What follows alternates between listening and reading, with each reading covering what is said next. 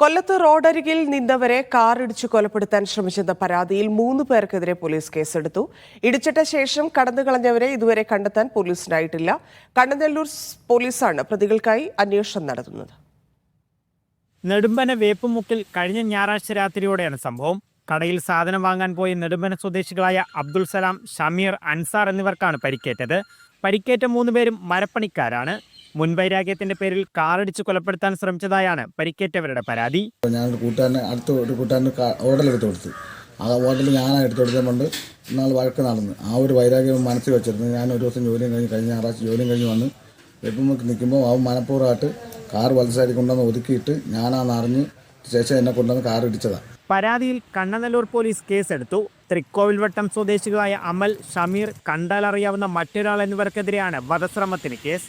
വാഹന കച്ചവടക്കാരാണ് ഇവർ 3 പേരും. പരിക്കേറ്റവർ കൊട്ടിയത്തെ സ്വകാര്യ ആശുപത്രിയിൽ ചികിത്സ തേടി. സംഭവശേഷം കാറുമായി കടന്ന പ്രതികളെ ഇതുവരെയും പോലീസ് അറസ്റ്റ് ചെയ്തിട്ടില്ല. മീഡിയ 1 കൊല്ലം.